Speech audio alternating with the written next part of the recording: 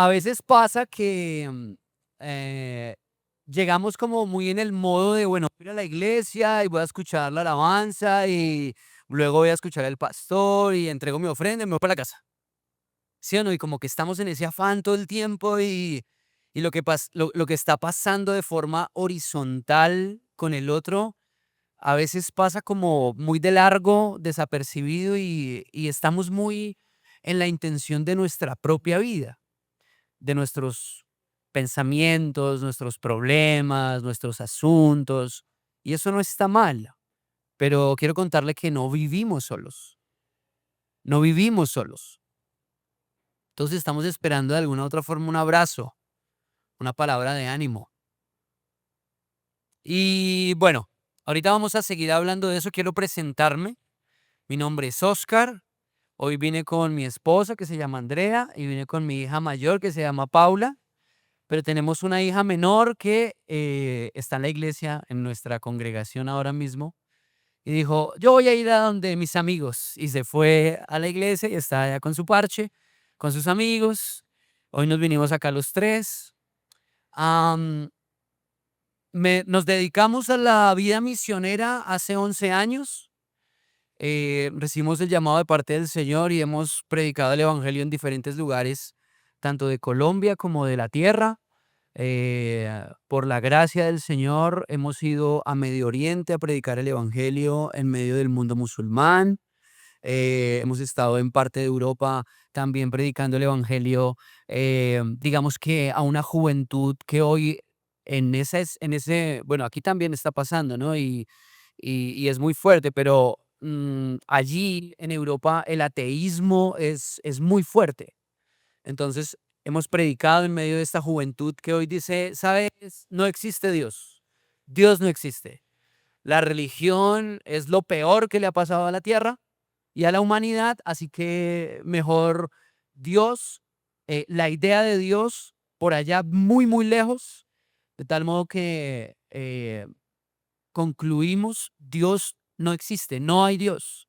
Y vivimos, o ellos viven su vida desde allí. A eso nos dedicamos. Ahora mismo tenemos un ministerio que el Señor nos regaló que se llama Arde.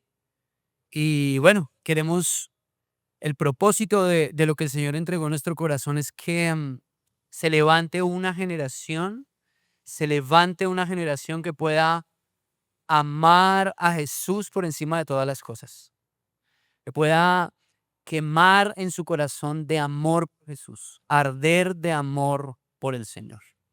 Todos queremos una familia, todos necesitamos una familia. Amén. ¿Sí? ¿O usted quiere seguir solo? Bueno, hoy en día eh, gran parte de la juventud quiere no casarse, ¿cierto? Quiere no tener hijos. Y es como el paradigma que viene golpeando esta generación. Pero la verdad es que en el fondo de nuestro corazón todos queremos una familia. Y todos hacemos parte de una. Sea funcional, sea disfuncional, pero todos venimos de una familia. Acá nadie salió de un huevo gigante, ¿sí o no? Acá nadie lo trajo la cigüeña. Eso no es verdad, eso no es real. Tuvo que haber alguien, un par de personas detrás de su vida para que usted hoy esté aquí sentado. Dos personas, un hombre y una mujer, tuvieron que tener intimidad para que hoy usted exista en este plano. Eso quiere decir, y eso nos enseña que todos estamos diseñados para tener una familia y para relacionarnos en comunidad. Amén. Hay gente que le gusta vivir sola, hay gente que dice, no, saben, yo estoy de pocos amigos, no me gusta, de pronto con amargura en su corazón y por heridas y por las vivencias que todos tenemos, las heridas que nos ocasiona la vida, las circunstancias, los papás, los amigos, las relaciones que de pronto hemos tenido a largo o mediano plazo en nuestra vida. y determinamos empezar a colocar límites. Y eso genera una imagen en nuestra vida. Ahora, ¿qué queremos compartir hoy con ustedes? Y es, si todos venimos de una familia y necesitamos una familia, entonces entendemos que necesitamos un papá y una mamá. Y todos en algún punto tuvimos un papá y una mamá. Oscar, pero mi papá nunca vivió conmigo. Ok, ya conversamos de eso. Oscar, pero es que mi mamá nunca vivió conmigo. Ok, eso pasa. Y pasa mucho. Pero la verdad es que tenemos un papá y tenemos una mamá. Pero cuando estas dos personas abandonan nuestra vida, si es el caso, es cuando podemos ver al Señor y podemos ver a Dios atravesarse en nuestra vida.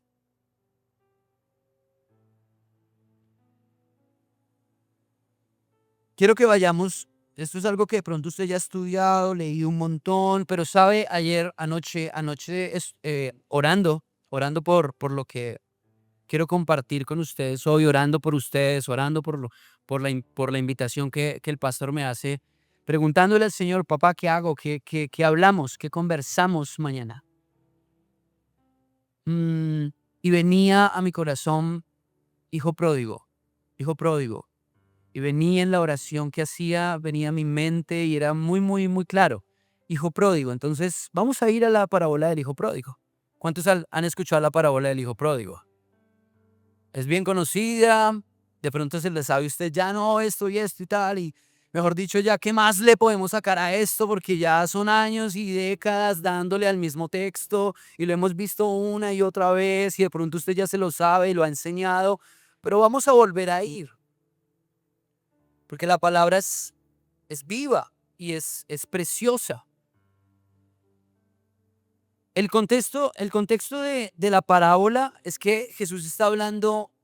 Él coloca 3 parábolas en el capítulo 15 de Lucas. Entonces, vamos a ir. ¿Cuántos trajeron su Biblia? ¿Cuántos tienen teléfono y puede ir a su Biblia digital?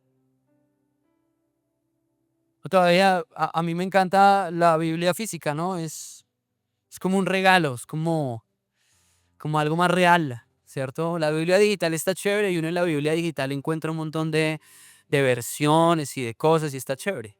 Pero esto nos conecta tanto con Él, poder sentirlo de alguna manera.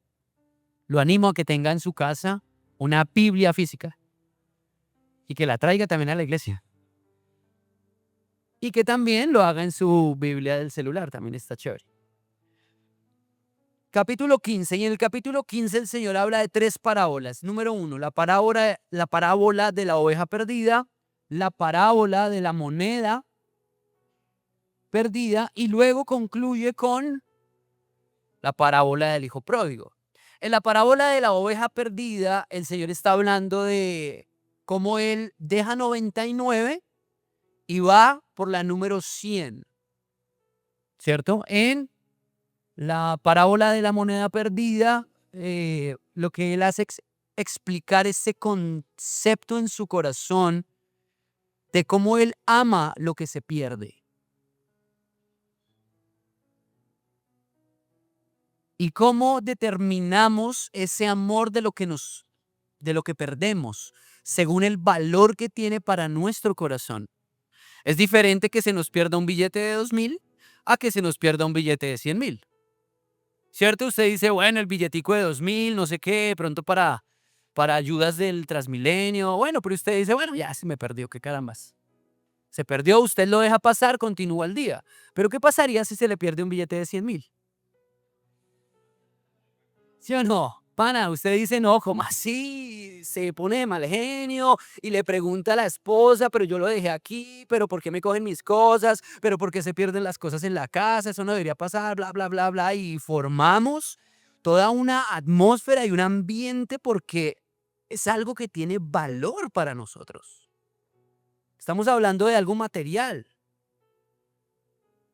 que representa un valor importante y que vamos a gastar tiempo por buscar eso que para nosotros, por buscar eso que para nosotros es valioso. ¿Cuánto más para Jesús? Y él está colocando un contexto. Y habla primero de una oveja, luego habla de dinero, pero luego habla de un hijo. Yo no sé cuántos son papás y mamás acá. Seguramente la mayoría, tal vez un 50-60%. Tal vez esto no lo puedan entender un poco los que todavía no han tenido el hermoso privilegio de ser papás o mamás, que los animo, obviamente, bajo el marco del matrimonio y demás. Pero claro, si se nos pierde un billete de 2.000, uno dice, bueno, no pasa nada. Si se nos pierde un billete de 100.000, nos esforzamos y ocasionamos un montón de cosas en el ambiente para encontrarlo. Pero ¿qué pasa cuando se nos pierde un hijo?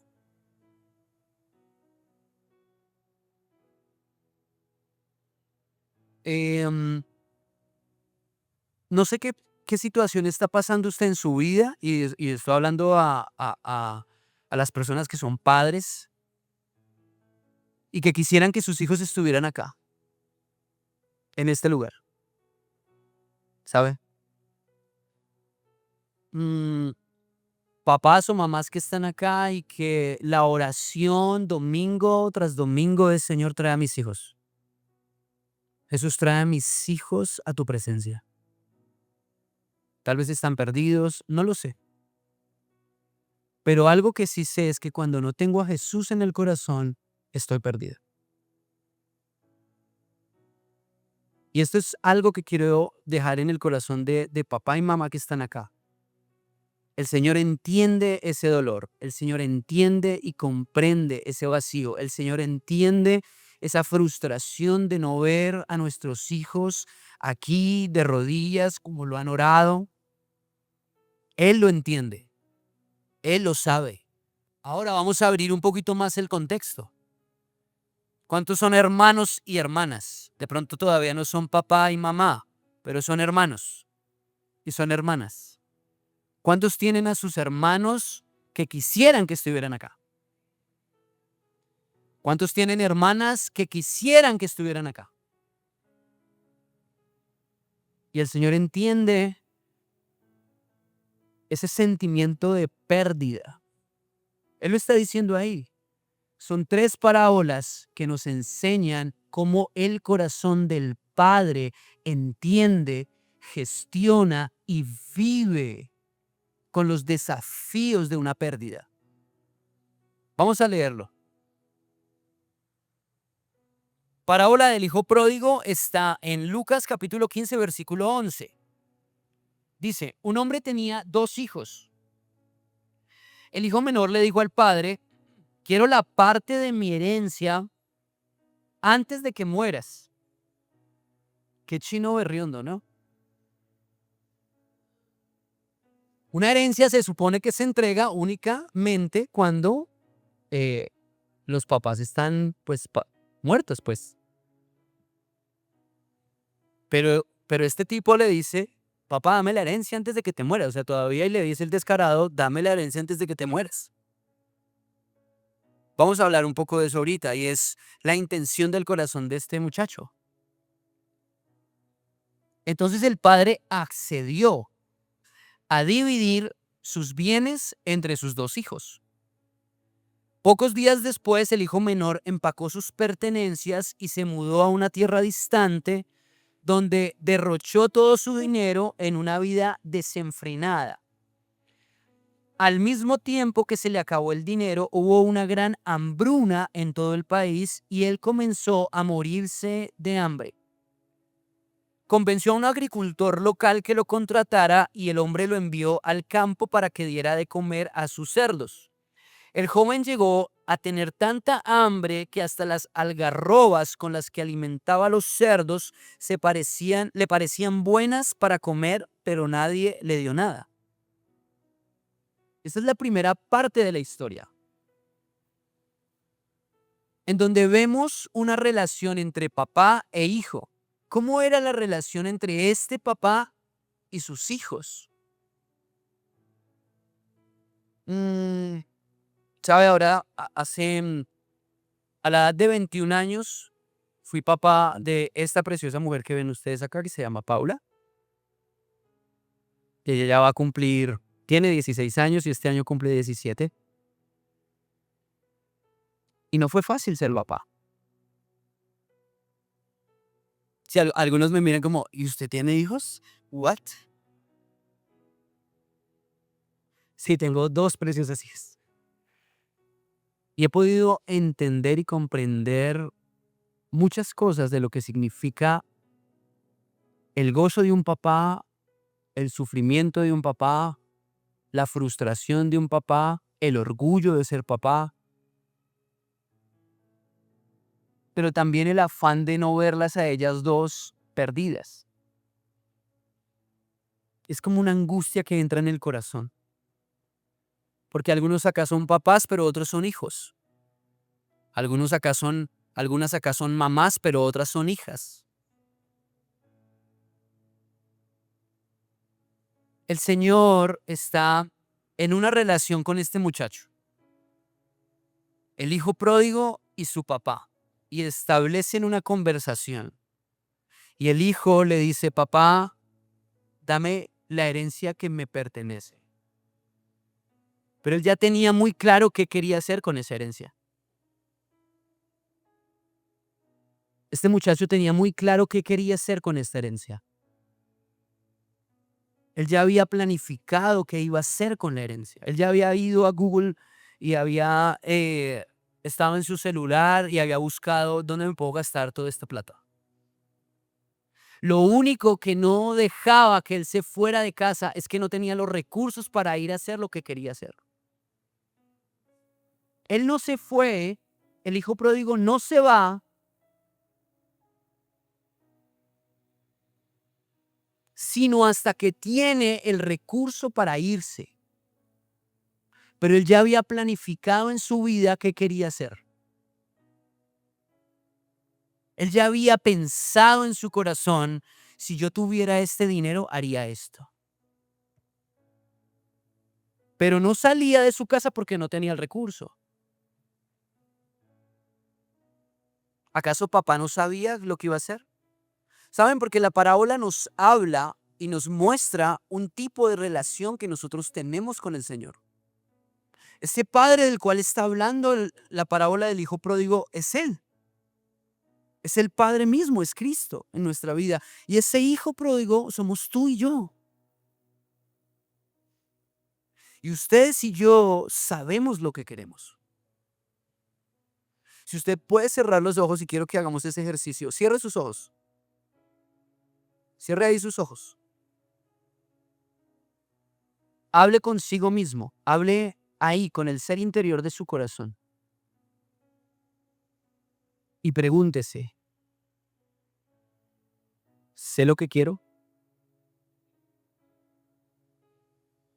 ¿Sé lo que quiero?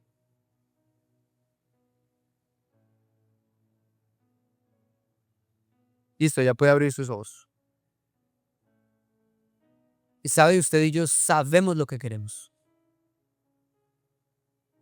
En el fondo, en el fondo, en el fondo de nuestro corazón, usted y yo sabemos lo que queremos. La pregunta es si esto es algo positivo o si es algo negativo, que solamente usted tiene la respuesta. Guárdesela para usted mismo. Pero sabe, este muchachito sabía lo que quería en su corazón.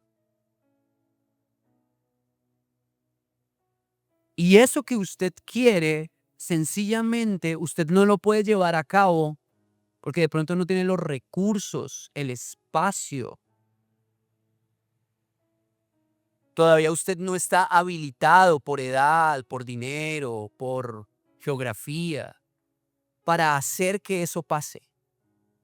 Pero más allá de eso, quiero hoy empezar a tocar su corazón diciéndole, usted y yo sabemos lo que queremos. Muchas veces nos acercamos al Señor y le decimos, Señor, no sé, y no sé cuál es tu voluntad, y queremos enmascarar los deseos de nuestro corazón. El hijo pródigo, escúcheme, el hijo pródigo quería irse a otra provincia, lejos de su papá, tener relaciones inmorales con prostitutas. Él quería malgastar su dinero. Él quería los placeres de este mundo.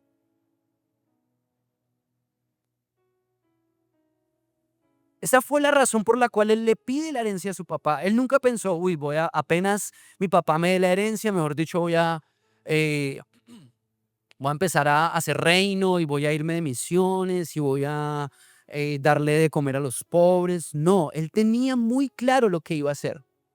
Él había planificado su vida. Yo quiero hacerle una pregunta esta mañana a cada uno de ustedes, papás, mamás, hijos, porque esto va a determinar nuestra relación con el Señor. Saben, el Señor es bueno y nos ama profundamente.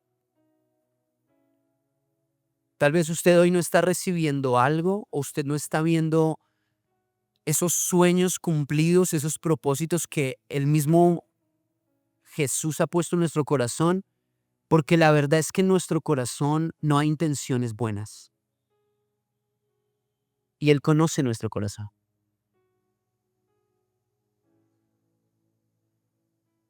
¿Por qué hago lo que hago? Porque quiero llegar a ese lugar, porque quiero tener la carrera que quiero tener. ¿Por qué? ¿Por qué me quiero ir del país? ¿Por qué? Porque todos estos planes, ¿hacia dónde estoy corriendo con estos planes? Que solamente quiero que Él me dé lo que necesito. Señor, dame la parte que necesito. Pero si usted se da cuenta en la relación del hijo pródigo con su papá, al hijo pródigo no le importaba a su papá. Era una relación de transacción, una relación transaccional. Para el hijo pródigo, el padre era un cajero automático. Eso era para el hijo pródigo la figura de su papá. ¿Por qué? Porque el hijo pródigo tenía una imagen rota de su papá. ¿Eso qué quiere decir? Que el hijo pródigo no tenía una vida de intimidad con su papá. El Señor nos está colocando esta historia para que empecemos a hilar mucho más profundo en ella. La hemos usado precisamente para invitar al que está perdido, para invitar a aquel que está en la calle, para traerlo. Y sí, por supuesto que para eso está también. Pero quiero que empecemos a indagar un poco por qué las decisiones de este muchacho frente a su papá. Un papá que lo amó de tal forma que le dio la herencia. Él hubiera podido decir, no, compañero, tiene que esperarse a que yo me muera. 10, 20, 30, 40, 50 años más adelante se espera y cuando yo me muera, pues tiene el derecho. Pero no, el papá accede y le da la herencia. No es un papá malo. Entonces aquí empezamos a preguntarnos en nuestra vida qué hemos hecho con lo que el Señor nos ha entregado. David, el hombre conforme al corazón del Señor, le dice un día en oración al Padre, examíname. Padre, examíname y mira dentro de mí si hay camino de perversidad. Luego el libro de Jeremías enseña que el corazón es engañoso.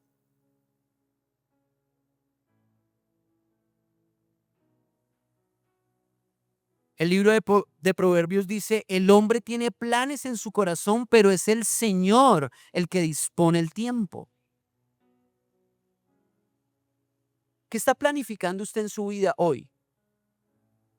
Si usted tuviera hoy, quiero que hagamos este ejercicio, haga este ejercicio mental conmigo. Si usted tuviera hoy 50, 100 millones de pesos, ¿qué haría?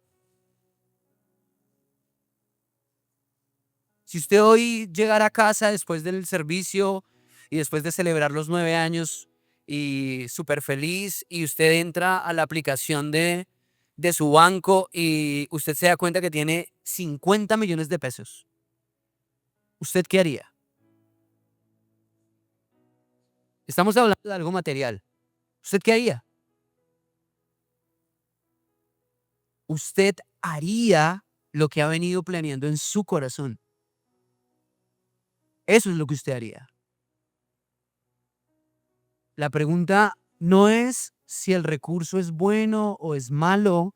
La pregunta antes de que llegue el recurso es: ¿qué hay en mi corazón? Y quiero hacerle esa pregunta esta mañana: ¿qué hay en el corazón de cada uno de ustedes? ¿Cuáles son esos planes? ¿Cuáles son esos pensamientos que usted tiene que retener y que usted no le puede dar rienda suelta porque de pronto lo dejarían en vergüenza y usted lo retiene? Pero que con 50, con 70, con 100 millones de pesos o con una oportunidad laboral mejor o con la oportunidad de viajar a otro país y que su economía se ensanchara, ¿usted qué haría?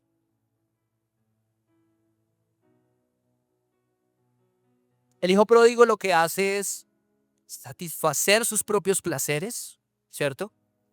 Satisfacerse a sí mismo, vivir una vida inmoralmente, sexualmente inmoral, y se gasta el dinero, gasta el recurso que el Señor le da, siendo un mal administrador de lo que el Señor le entregó o su papá le entregó. Y es cuando él dice en el versículo 17: cuando finalmente entró en razón, se dijo a sí mismo: en casa hasta los jornaleros tienen comida de sobra y aquí estoy yo muriéndome de hambre. Volveré a la casa de mi padre y le diré: Padre, he pecado contra el cielo y contra ti. Ya no soy digno de que me llames hijo. Te ruego que me contrates como un jornalero. Y entonces regresó a la casa del padre. Vamos a dejarlo ahí. Y entonces él, después de todo lo que hizo, de haber tomado la herencia de su papá, de haberse ido muy lejos dándole rienda suelta a los planes de su corazón, perdió todo. Y aquí, ¿saben? Cuando estaba ahí en la presencia del Señor anoche y esta mañana, sentía que el Señor me decía: es una mañana para consagrarnos al Señor otra vez. No sé cómo está su vida con el Señor. Yo sé cómo está mi vida con el Señor. Puedo ver a mi esposa, puedo ver a mis hijas y puedo de pronto ver cómo está la vida de ellas con el Señor, porque vivimos juntos. Pero yo no sé cómo está su vida con el Señor. ¿Cómo está su vida con el Señor? Hágase esa pregunta. Porque acá venimos, yo hago parte también del equipo de alabanza de mi iglesia local. Y allá uno tiene que ir así bien vestidito y uno se peluquea y la barbita bien arregladita y los zapatos limpios y uno procura llevarse la mejor ropa que tiene, y está bien, pero son apariencias, son apariencias. Cuando usted se levanta y los que son esposos se conocen completamente desnudos, pero cuando usted se levanta con su esposa o con su esposo, usted ve a su esposo desmechuzado, con así lleno de como de grasa, una cosa toda extraña que le pasa a uno en la noche, con mal aliento, ¿cierto? Así con los ojos súper chiquitos, hablando raro, ¿cierto? A veces me levanto muy temprano y estoy hablando así: hola, mi amor, ¿cómo estás? ¿Cómo te va? Porque la voz no se ha despertado, y, y eso es lo que somos realmente. Acá nos vemos todos muy bonitos. Acá yo veo y wow, hay chicas muy guapas y hay muchachos muy, muy guapos también y chévere. Y nos traemos la mejor chaqueta y bueno, nos echamos el perfume y está chévere. Pero esa no es la realidad de nuestra vida. Eso es lo que queremos mostrarle a los demás.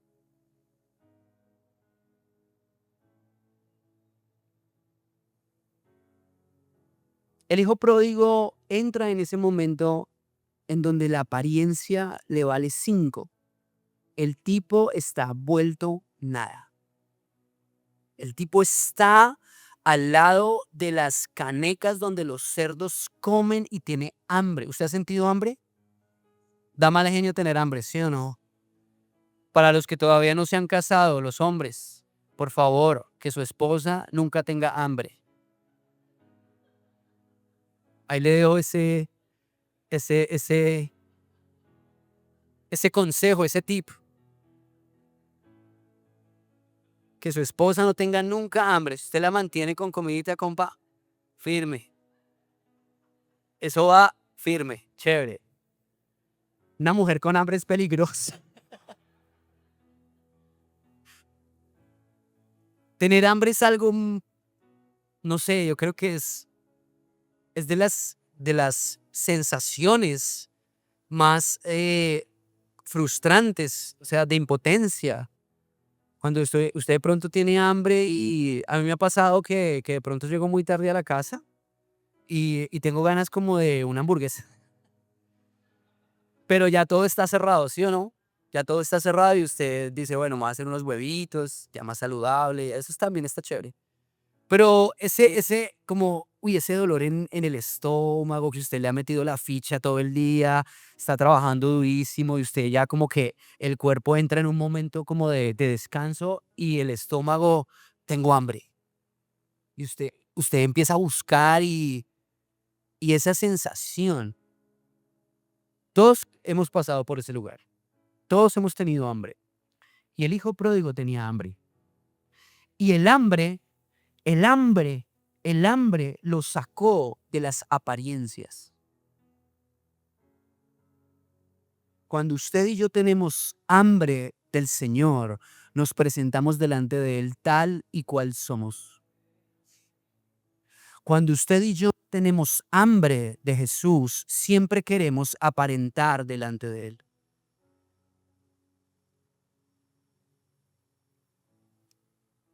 Bueno, el hijo pródigo tuvo que pasar por todo ese momento tan difícil de su vida, de tenerlo todo, de tener una herencia, de ir con la mejor ropa,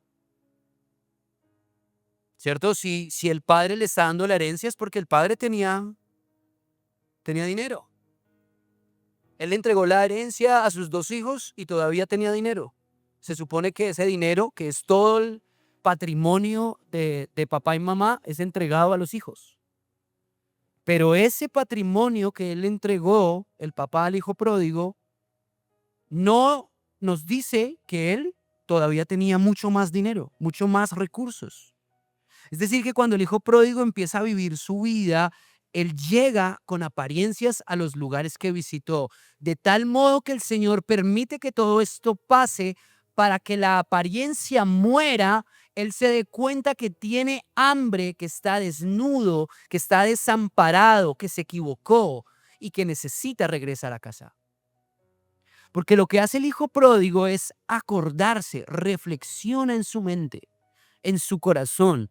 La Reina Valera dice que entra en razón, como si hubiera sacudido la mente, como que a veces de usted y yo estamos así como mirando, ¿cómo es que se dice, mi amor? Cuando uno está mirando a la nada, que está uno así, eso, y de pronto está súper perdido y usted como que se sacude la cabeza, ¿cierto? Uno como que, oiga, ¿qué estoy pensando? Y sacude su cabeza. Eso fue lo que hizo el hijo pródigo. Él sacudió su cabeza y se dio cuenta que el estado en el que estaba no era para lo cual él había nacido. ¿Por qué? Porque se acordó de su papá. Él se acuerda y dice, en la casa de mi papá tenía que comer.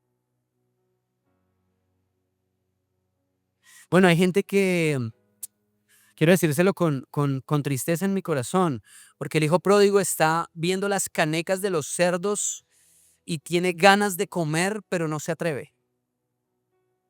No se atreve. Él los estaba cuidando.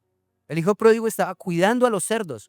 Él hubiera podido decir, bueno, pues meto la mano y me mando algo a la boca. Pero ahí es cuando él entra en razón y no hace eso. ¿Sabe? Hay gente que todavía le gusta llegar más bajo. Hay gente que dice, uy, está como sabrosa la comida, tengo hambre, voy a comer de eso. Usted sabe por qué existe la pedofilia, usted sabe por qué existe los asesinos seriales, usted sabe por qué existe toda la inmoralidad sexual que parece que no tiene límite. Porque hubo gente que llegó hasta ese estado Y lo que hizo no fue reaccionar para volver a casa, sino lo que hizo fue empezar a comer la comida de los cerdos. Por eso existe todo lo que existe hoy en la humanidad. El pecado, las consecuencias de él, los límites del pecado, no tiene límites. No hay límites.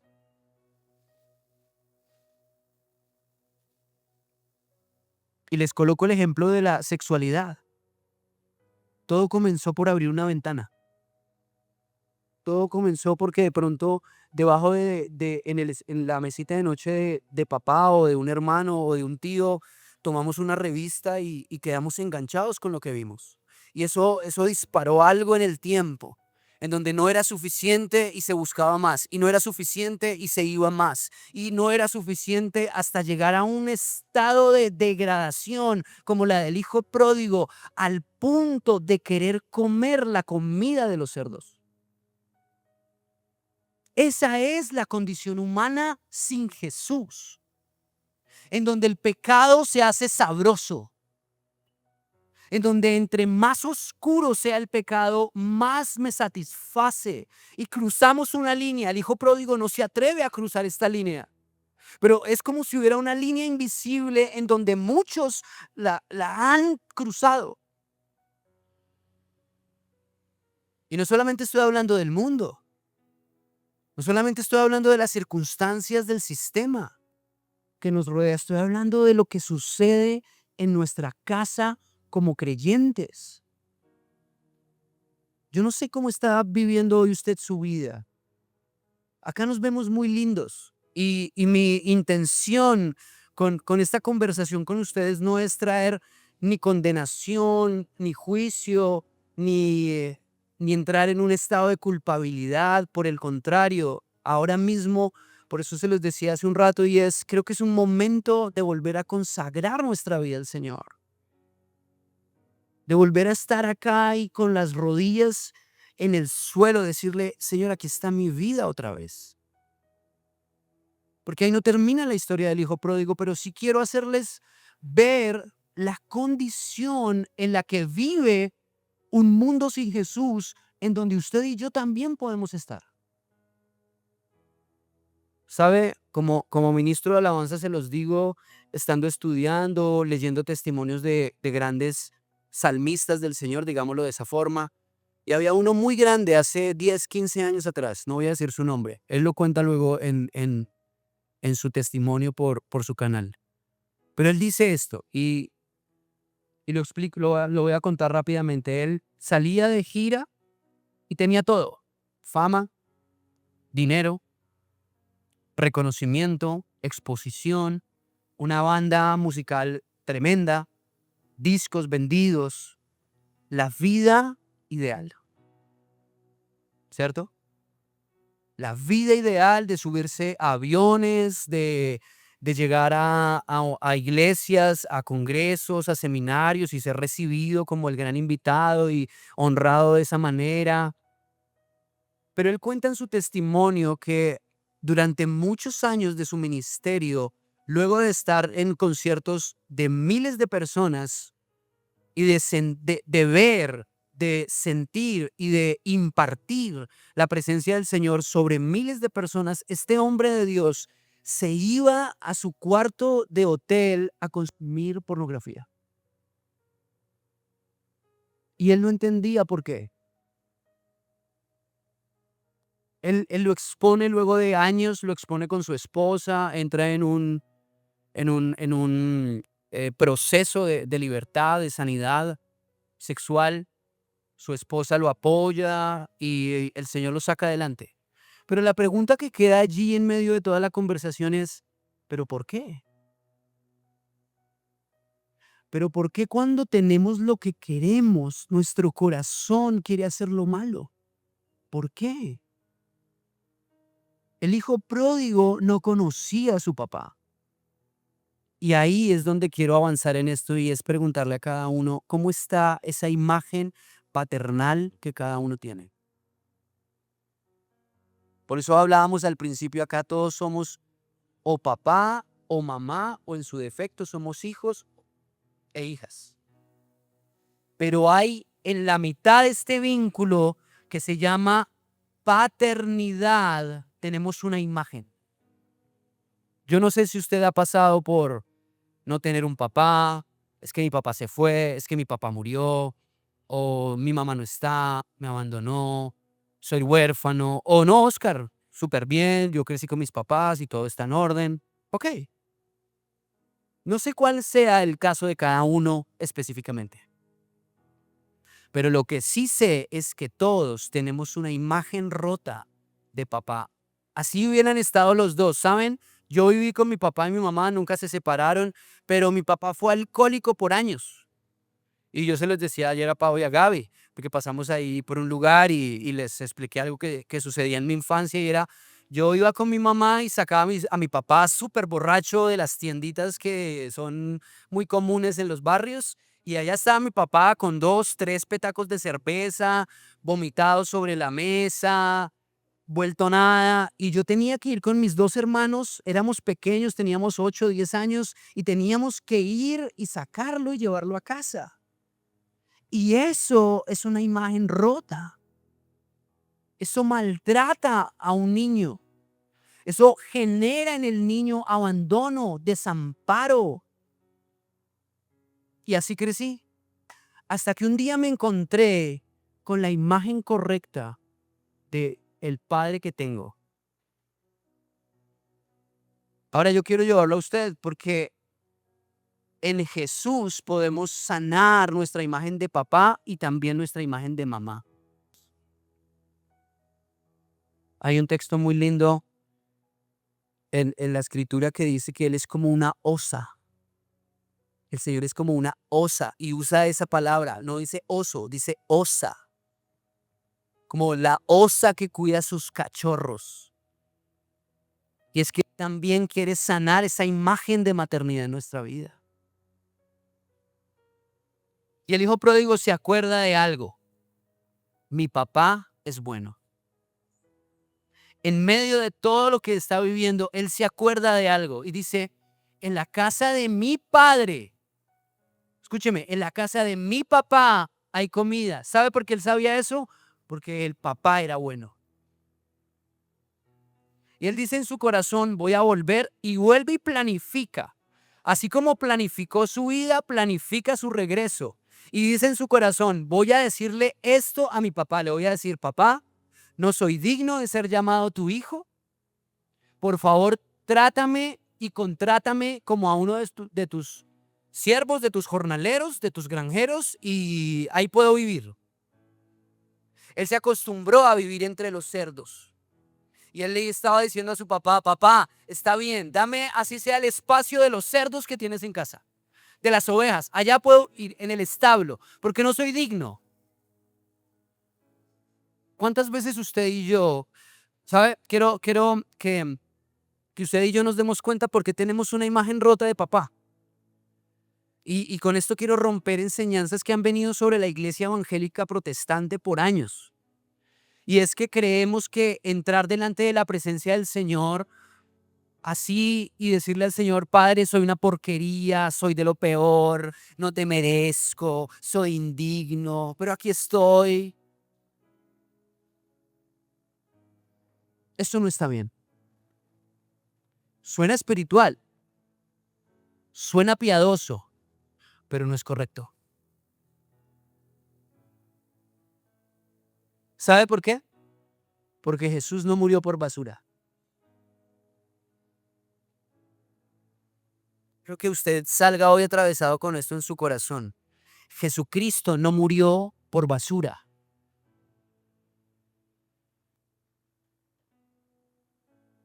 Jesucristo murió por hombres y mujeres que fueron creados por sus propias manos. En el Génesis nos damos cuenta cómo Él con su voz hizo todas las cosas y en el sexto día no habló. En el sexto día tomó barro con sus manos e hizo al hombre. ¿Se da cuenta? Durante 5 días el Señor abre su boca y le dice a la naturaleza, sea la luz, y la luz es hecha. sean las lumbreras, y habla con su boca. Cuando Él hace al hombre, Él no habla en ese momento, toma barro en sus manos, se unta de barro. ¿Usted se ha untado de barro en algún momento? ¿De tierra? ¿De greda? Y las manos le quedan chévere, las uñas le quedan lindas. Las mujeres, ay, se me dañó el manicure. Las manos se le llenan de mugre, se cuartean, se resecan. Las uñas están llenas de mugre. El barro no huele rico. Y el Señor lo que hace es tomar barro, untarse las manos de barro y hacer tu vida y la mía. El Señor no murió por basura. El Señor en la cruz murió por hombres y mujeres que por supuesto lo necesitamos, pero que tenemos un enorme valor en su corazón. Así que el hijo pródigo, vamos a seguir rápidamente para ir terminando. Dice, volveré a la casa de mi padre y le diré, Padre, he pecado contra el cielo y contra ti, ya no soy digno de que me llames tu hijo. Te ruego que me contrates como un jornalero. Entonces regresó a la casa de su padre y cuando todavía estaba lejos, su padre lo vio llegar. Lleno de amor y de compasión, corrió hacia su hijo, lo abrazó y lo besó. Su hijo le dijo, Padre, he pecado contra el cielo y contra ti, ya no soy digno de ser llamado tu hijo. Hizo lo que planeó, ¿sí vio? Él dijo, voy a decirle esto. Llegó delante de su papá y se lo dijo. Sin embargo, dése cuenta de esa palabra. Sin embargo, ¿sabe qué hizo el papá? No le paró bolas. ¿Sabe qué hizo el papá? Dijo, no me importa eso. Sin embargo, lo que hace el papá no es ponerse a discutir con él. Oiga, si usted sí es bien terrible. Usted sí, hermano, está pero en la mala y mejor dicho, sí, ¿sabe qué? Le voy a coger el negocio y vaya y haga eso. Sin embargo, el papá lo que hace es hacer una fiesta para él. Manda a unos sirvientes a que le quiten la ropa sucia, le pongan ropa limpia y un anillo en su mano. Y hace una fiesta, manda a matar al becerro más gordo que tenía. ¿Sabe qué quiere decir eso?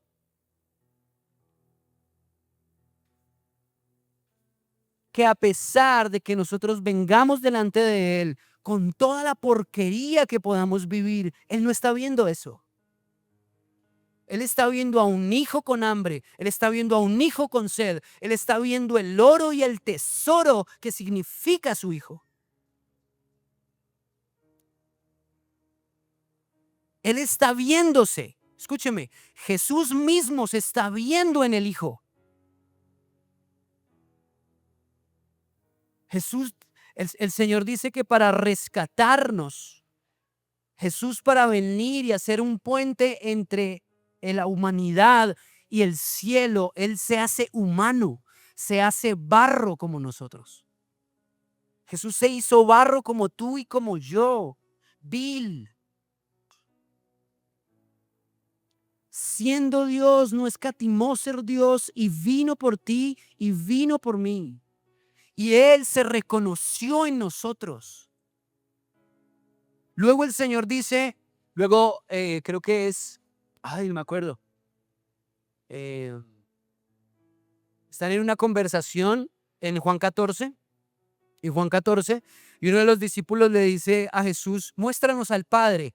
Y Jesús le dice, ¿cuánto tiempo he estado contigo y no me has visto?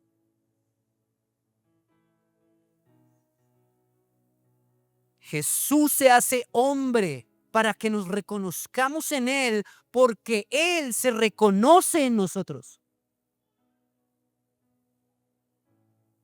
Por esa razón, el Señor no nos dice, eres una porquería, eres basura, no te mereces absolutamente nada. Esas son palabras que salen de nuestra boca, no de la boca de Él.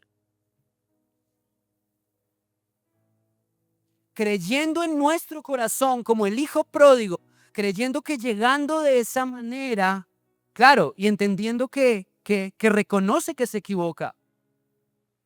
Pero lo que sucede es que el hijo pródigo se encuentra con la mayor bondad de su padre. Y el padre lo recibe, hace una fiesta. Él ni siquiera escucha lo que le está diciendo. El padre no está pensando en la explicación del hijo. El padre no está pensando en eso. El padre solamente está viendo, allá viene mi hijo, y dice que a lo lejos lo vio y corrió sobre él, se echó en su cuello, lo besó, lo abrazó, oliendo a cerdo, lo abrazó, lo trajo a casa e hizo una fiesta para él.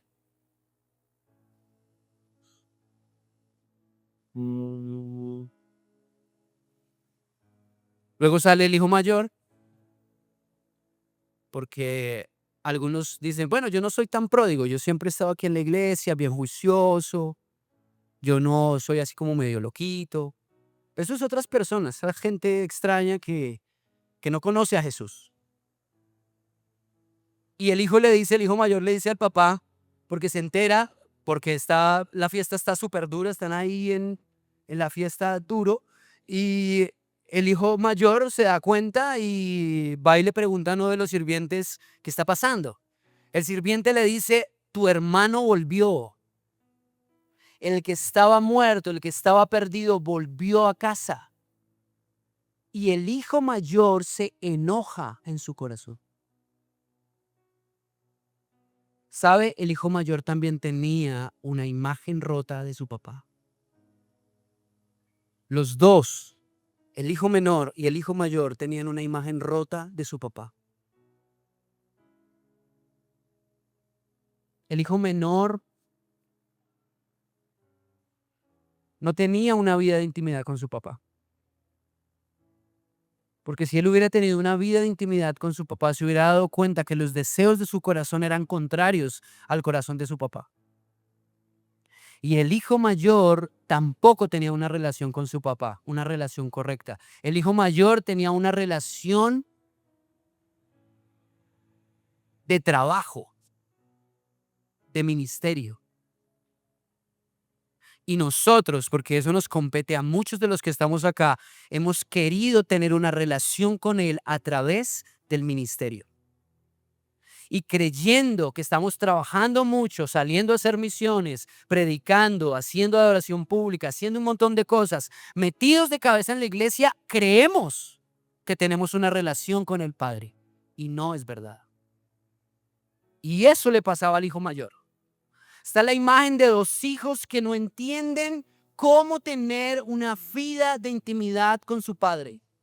Y cuando usted y yo no tenemos una vida de intimidad con nuestro papá, tenemos dos destinos.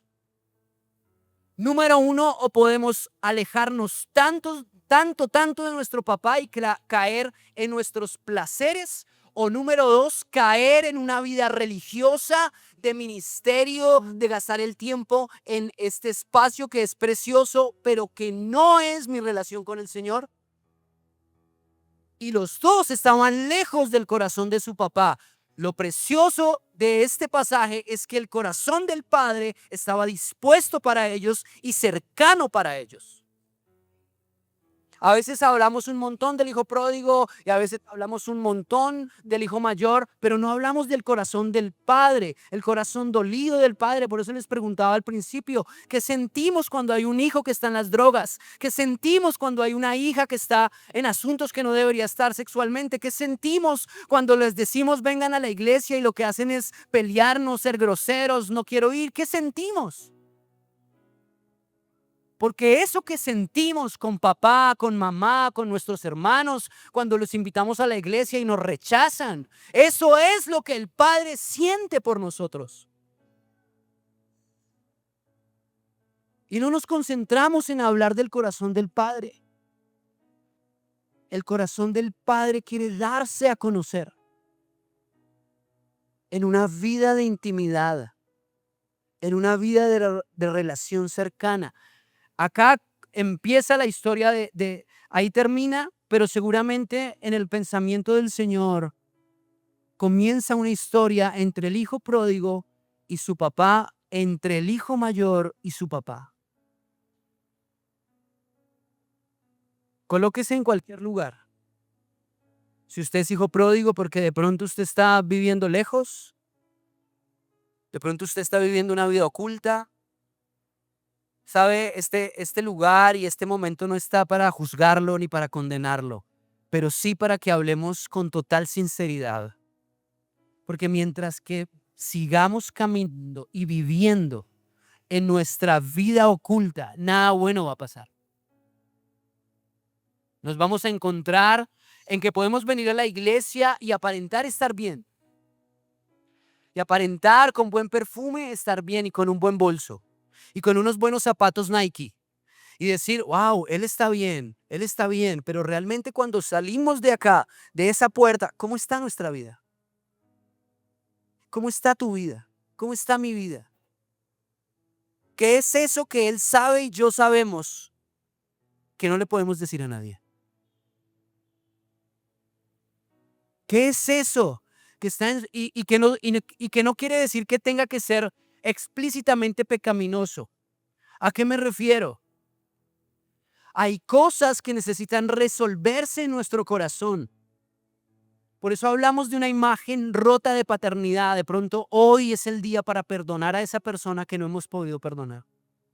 Tal vez hoy sea el día para soltar esa situación que nos ha costado años soltar. Tal vez hoy sea el día. Tal vez hoy sea el día en donde el Señor está tocando.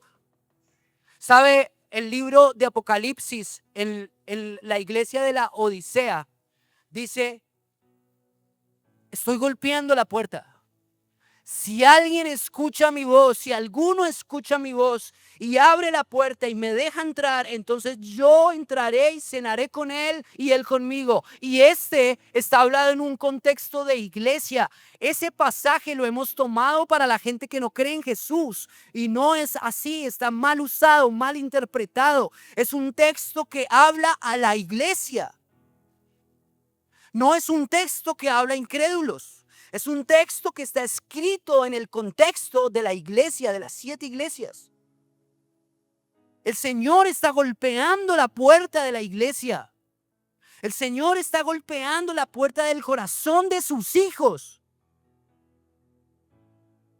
¿Por qué está Dios afuera? La pregunta es, ¿pero por qué Jesús está afuera?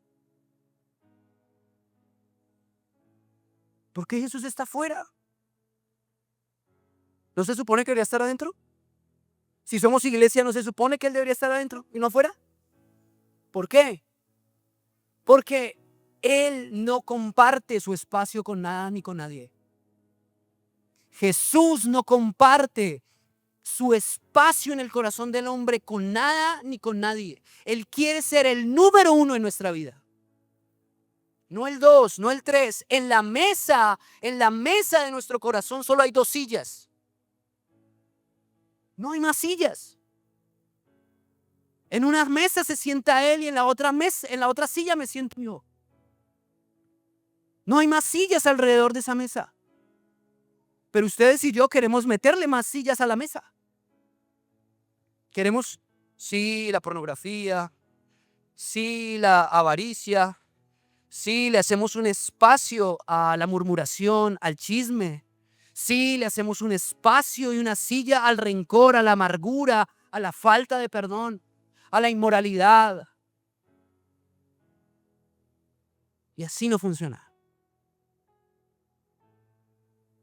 En la mesa de nuestro corazón solo hay espacio para 2 personas. Una soy yo y otra es Él.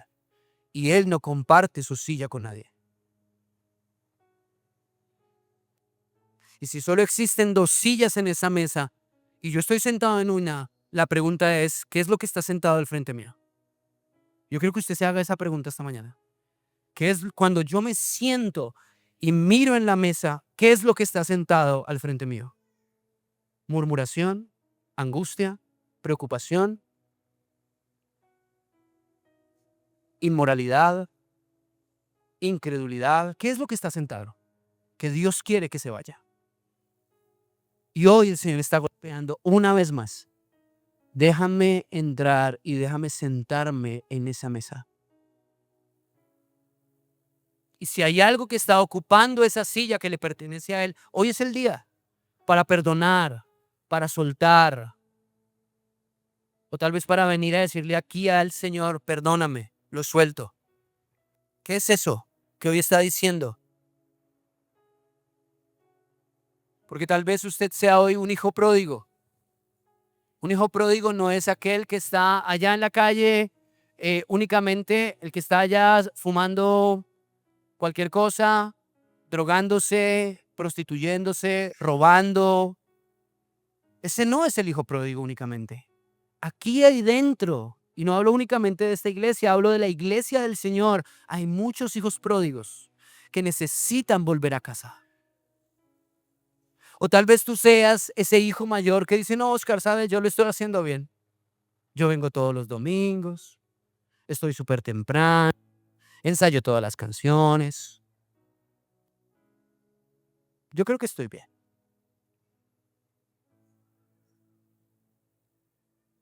¿Cómo diferenciamos? Porque claro, en el hijo menor es fácil. Claro, pues es que este loco lo que hizo fue gastarse todo en inmoralidad y demás. Es evidente. Es evidente que su vida no está bien. Pero ¿cómo hacemos para entender que los que nos vestimos bien y queremos aparentar, aún también podemos estar mal? ¿Cómo diferenciamos eso?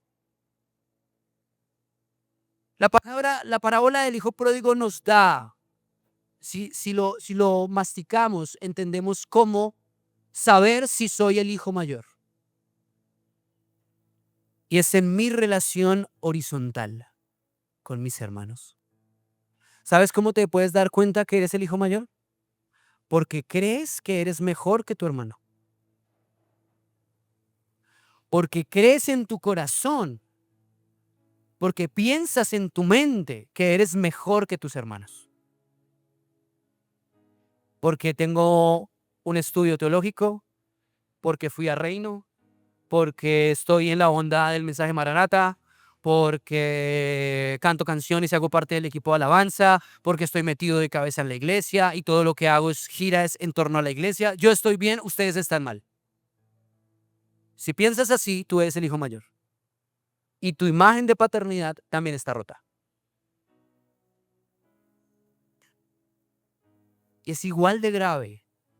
Es igual de... Las consecuencias son igual de desastrosas para el hijo menor como para el hijo mayor. Porque las consecuencias son no tener al padre.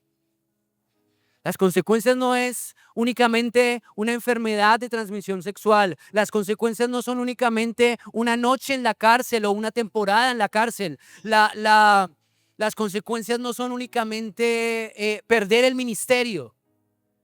Son consecuencias, sí, pero hay una que sobrepasa todas y que está muy por encima, y es, escúcheme, no tener al Padre, no poder verlo, no poder disfrutarlo, no poder abrazarlo, porque nuestra imagen está rota y Él quiere sanarla esta mañana.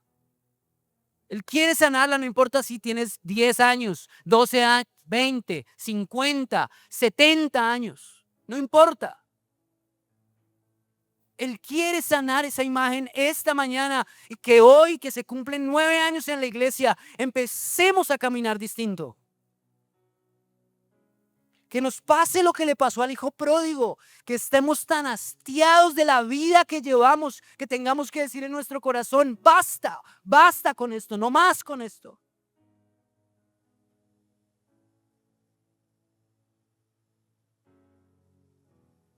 ¿Por qué? Porque si ustedes pueden ver la actitud del padre, es una actitud de amor hacia los dos. Es una actitud de amor hacia su hijo que regresa. Y él lo dice ahí, se lo dice a su hijo mayor, le dice, hijo, es que estoy haciendo fiesta porque tu hermano estaba muerto y estaba perdido. Y el corazón del padre se hincha de alegría, de gozo, seguramente con lágrimas, porque va y lo besa y lo trae y lo abraza y lo cambia. Pero también hay una actitud de amor hacia su hermano, hacia su hijo mayor.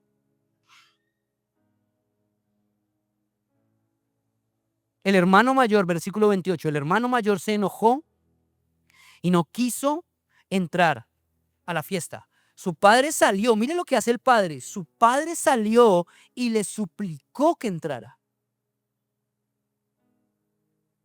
Estamos hablando del papá, de la autoridad de la casa. Le dijo, hijo, por favor, entra. Con qué amor se acerca el padre a su hijo mayor y le dice, entra, porque es tu hermano. No es un desconocido el que se perdió. No es cualquier cosa la que se perdió, es tu hermano.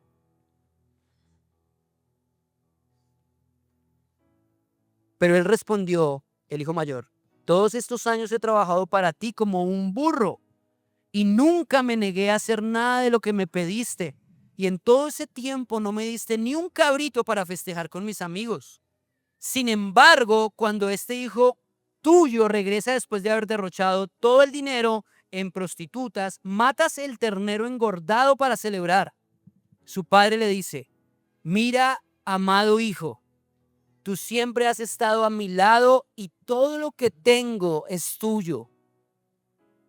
Teníamos que celebrar este día feliz, pues tu hermano estaba muerto y ha vuelto a la vida, estaba perdido y ahora ha sido encontrado. El hijo mayor pasaba todo el tiempo con su papá y no lo conocía. El hijo mayor le dice, he estado todo este tiempo a tu lado y no me has dado nada. Y el papá se voltea y le dice, ¿cómo? Si todo lo que tengo es tuyo. ¿Qué es la ceguera que no nos deja ver al Señor? ¿Por qué caminamos ciegos? El hijo menor estaba ciego y el hijo mayor también estaba ciego. La condición del uno y el otro era peor.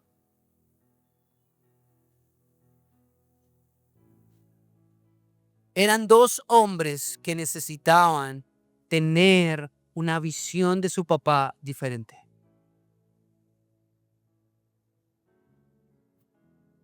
Lo más doloroso en esta vida no es pasar por las consecuencias de nuestra maldad, porque van a venir. Pero el mayor dolor que le puede suceder a cualquier ser humano dentro de nuestras iglesias y allá afuera en la calle es no conocer al Padre. Es no conocerlo a Él. La vida eterna. Los apóstoles enseñan esto. La vida eterna es conocer a Cristo. La vida eterna no es ir al cielo. La vida eterna no es tener un pedazo de tierra asegurado en un cielo etéreo. Eso no es la vida eterna. La vida eterna es poder ver al Padre, reconocerlo y pasar tiempo con Él. Y conocerlo significa saber sus deseos, conocer los deleites de su corazón, conocer lo que quema en su corazón. Conocer al Padre es entender sus palabras. Conocer al Padre es poder escucharlo y reconocer su voz. Poder conocer al Padre significa ir todos los días como estamos, con todos nuestros prejuicios, con todo nuestro pecado, con todas nuestras debilidades, con todas nuestras habilidades y decirle postrados de rodillas, aquí estoy un día más. Quiero conocerte. Muéstrame tu corazón. ¿Hemos vivido tanto tiempo para nosotros mismos? Hoy el Señor quiere hacer algo diferente en nuestra vida, en nuestro corazón.